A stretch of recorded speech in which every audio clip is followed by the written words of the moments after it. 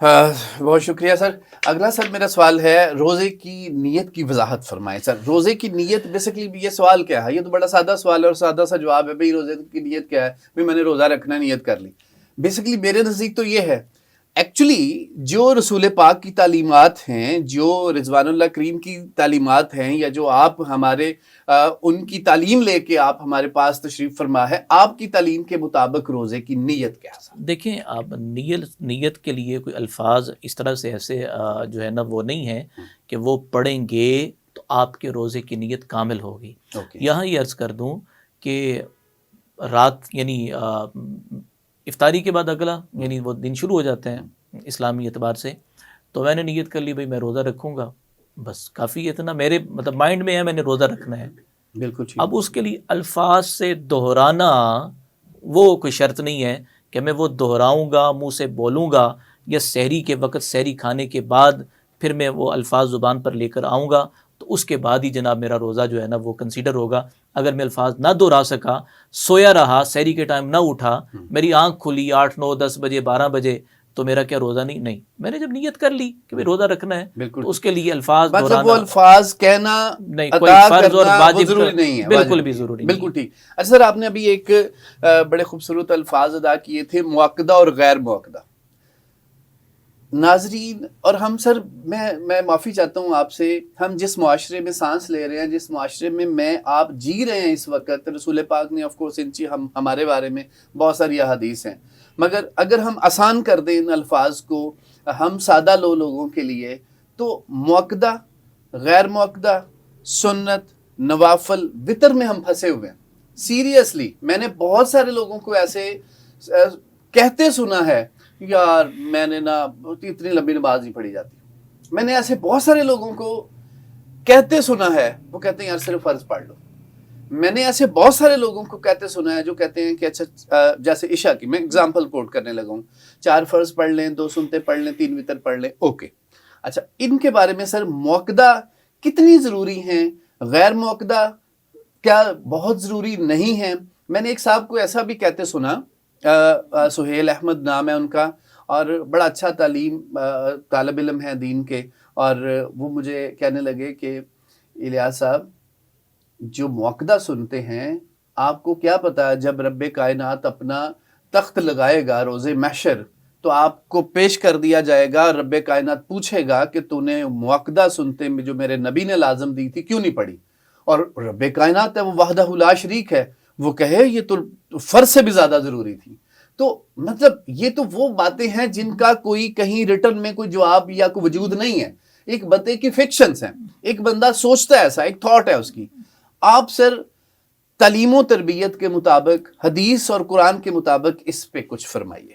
دیکھیں سب سے پہلی بات یہ ہے کہ جو آپ نے بات کی نا کہ سادہ لو عوام کے لیے، کلم الناس علی قدر عقولہم، لوگوں سے بات کرو ان کے عقل کے، فہم کے، یعنی مرتبے کے لحاظ رکھتے ہوئے، آئی کیو لیول جو ہے اس کا لحاظ رکھا جائے.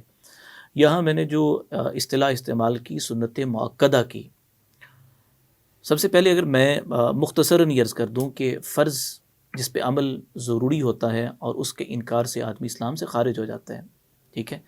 واجب اسے کہتے ہیں کہ جس کے انکار سے آدمی اسلام سے خارج نہیں ہوتا لیکن فاسق فاجر گنہگار ہوتا ہے، عمل اس پر فرض ہی کی طرح جیسے وتر کی نماز ہے. سنت مؤکدہ اسے کہتے ہیں کہ جس سنت کی پابندی کی جاتی ہے اور بغیر کسی وجہ کے، کسی عذر کے اس کو نہیں چھوڑا جاتا. ٹھیک ہے، پرابلمز کوئی مطلب آدمی کو پیش آ گئی اور وہ سنتیں رہ گئی، ان کی قضا نہیں ہے، یہ وضاحت کر دوں. ٹھیک ہے جی. سوائے یہ کہ علماء نے جو فرمایا کہ فجر کی سنتیں، وہ بھی آج کے دن اگر میری فجر کی سنتیں رہ گئی اور پھر میں ان کو اگر پڑھنا چاہتا ہوں تو وہ زوال کے وقت تک، آج کے یعنی آج کے دن وہ فجر کی سنتوں کے اہتمام کے لحاظ سے علماء نے فرمایا، باقی سنتوں کی قضا نہیں ہے.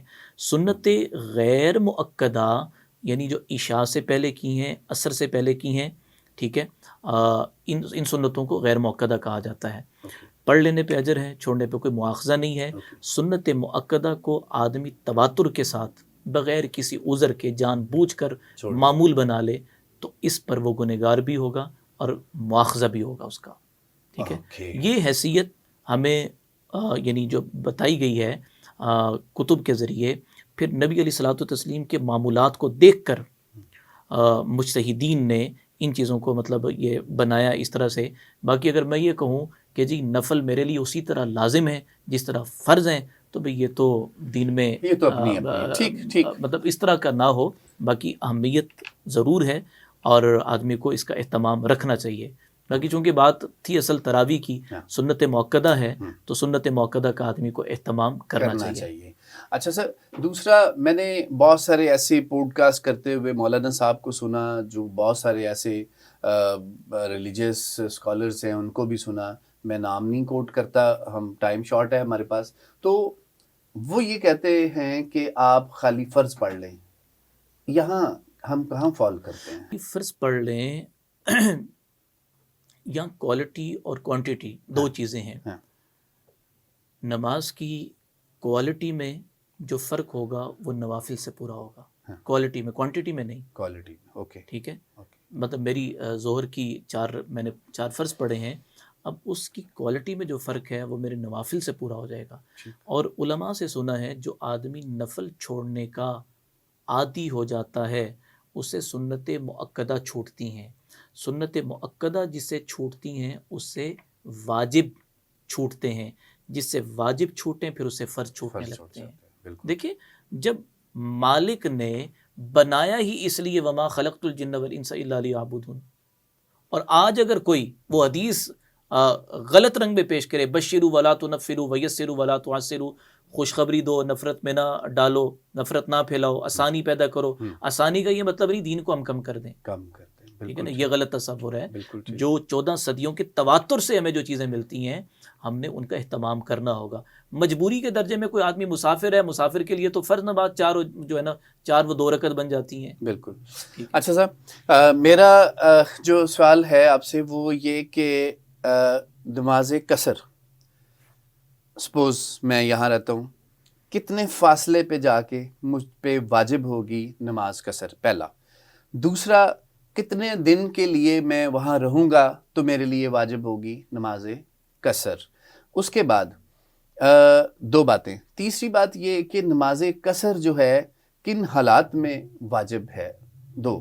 چوتھا یہ کہ میں نے خود حدیث پڑھی، اللہ کمی پیشی معاف فرمائے، میں مفہوم بتانے لگا ہوں، کہ رسول پاک صلی اللہ علیہ وآلہ وبارک وسلم آپ ایک دفعہ کہیں تشریف فرما جا رہے تھے اور آپ جلدی میں تھے اور آپ نے اپنے گھر میں نماز قصر ادا کر لی. تو اچھا، اس میں نے کہا کہ میں مفہوم سنا رہا ہوں، چونکہ میں طالب علم ہوں تو غلطی کی آپ گنجائش رکھیے گا، تو میں آپ سے سر سننا چاہ رہا ہوں حدیث اور قرآن. دیکھیں سب سے پہلی بات یہ ہے کہ نماز قصر کی بات، تو نماز قصر کے حوالے سے چونکہ جو آپ نے ایک روایت نقل کی جس کا مفہوم بیان کیا ہے، میں تھوڑا سا اپنے انداز میں عرض کرنا چاہوں گا. 77 کلومیٹر جب میرا ارادہ ہو تو میں کہاں سے مسافر شمار ہوں گا؟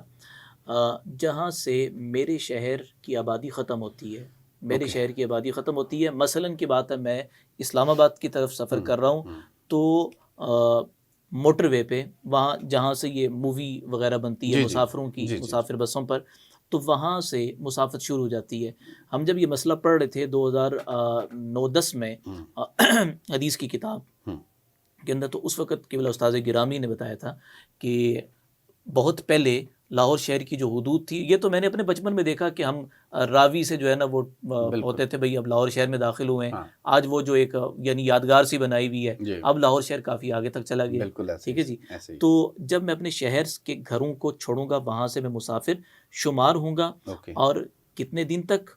جب 15 دن سے کم کی میری نیت ہو کسی جگہ پر رہنے کی تو میں وہاں مسافرانہ نماز پڑھوں گا. ٹھیک ہے. اور اب اس دوران میں جس کام سے گیا ہوں وہ کام نہیں ہو رہا، آج سے کل، کل سے پرسوں، سالہ ہر سال گزر جائیں، مجھے اپنی مسافرانہ نیت کی وجہ سے نماز قصر ہی ادا کرنی ہوگی. بالکل ٹھیک. جو لوگ اس انداز میں نماز پوری پڑھ لیتے ہیں، ان پہ لاگو ہوتا ہے نماز قصر، ان کے بارے میں کیا کہیں گے؟ میں نے بہت سارے ایسے لوگوں کو دیکھا. اس میں یہ ہے چونکہ یہ آئمہ مجتہدین کے درمیان ایک فقی اختلافی مسئلہ ہے، ٹھیک ہے. امام شافعی علیہ الرحمہ کے ہاں وہ روزے پر اس کو قیاس کرتے ہیں. جیسے چونکہ ہم رمضان کی اس گفتگو کر رہے ہیں کہ مسافر آدمی ہمارے ہاں یعنی اہل سنت احناف کے ہاں